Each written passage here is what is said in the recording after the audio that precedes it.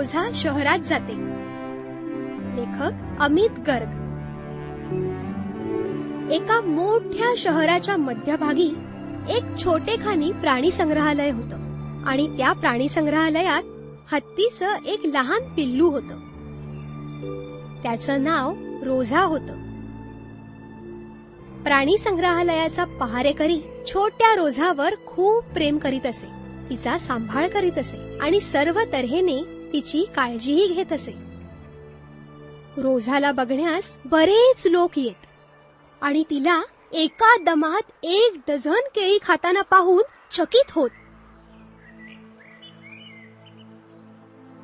तिचा सांभाळ जरी चांगला होत होता तरी इतर हत्तींच्या सहवासाला ती मुकत असे.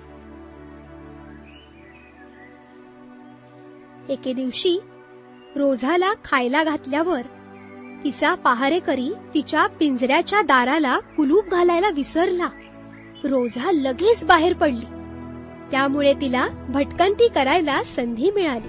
प्रथम तिला रस्त्याच्या कडेला उभा असलेला आईस्क्रीम विकणारा माणूस दिसला. रोझाला पाहून तो पळून गेला. हत्तीच्या त्या लहान पिल्लाने कुतूहलाने आपली सोंड बर्फाच्या पेटीत खुपसली. थंडगार, गोड आणि चवदार असं काहीतरी खायला मिळालं की तिने एका दमात संपूर्ण पेटी फस्त केली. रोझा इकडे तिकडे फिरू लागली. कोणीतरी ओळखीचं भेटावं म्हणून ती शोध घेऊ लागली. सरते शेवटी एका दुकानात तिला टीव्हीच्या पडद्यावर हत्तींचा एक कळप दिसला. अरे, हे तर आपले मित्र असं वाटून ती टीव्हीच्या दुकानात शिरली. दुकानातल्या सगळ्यांनी रोझाला दुकानातच एकटं सोडून तिथून पळ काढला. रोझाने पडद्यावरच्या कळपातल्या हत्तींशी बोलण्याचा प्रयत्न केला, पण कोणीच काही बोलेना. ती भांबावली, गोंधळली, निराश झाली आणि दुकानातून बाहेर पडली. रस्त्यावर येताच तिला एक नारळवाला नारळ विकताना दिसला.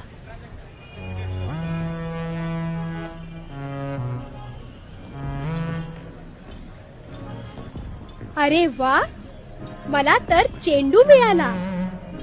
चला, आपण खेळूया, ती मोठ्याने बोलली आणि तिने एक नारळ पायाने हवेत उंच उडवला. नारळ रस्त्याच्या पलीकडे बागेत खेळत असलेल्या एका मुलाजवळ जाऊन पडला.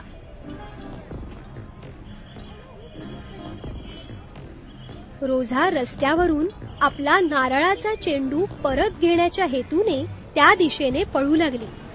मोटारी कर्कश आवाज करत थांबल्या. बसेसचे भोंगे वाजू लागले. चालक एकमेकांवर ओरडू लागले. रोझाने रस्त्यावरची वाहतूक बंद केली होती. वाहतूक पोलीस वाहतुकीचा ताबा घेण्यासाठी सरसावले.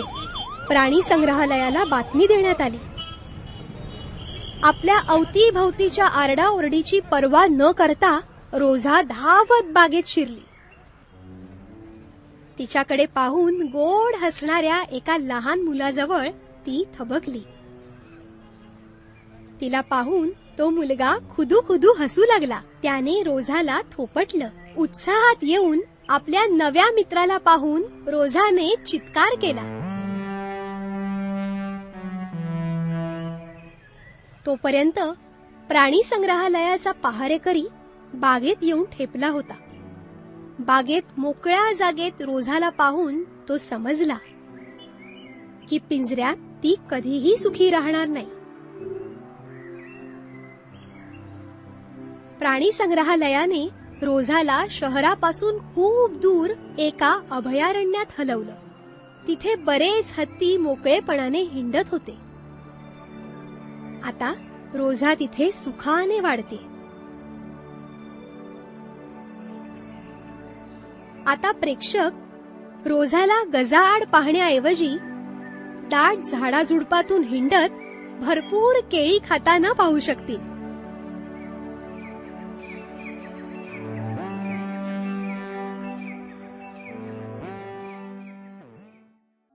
बरं का, या व्हिडिओला पसंत करायला आणि त्या सोबत सामायिक करायला विसरू नका आणि खालील बाजूस आपले मत नक्की नोंदवा.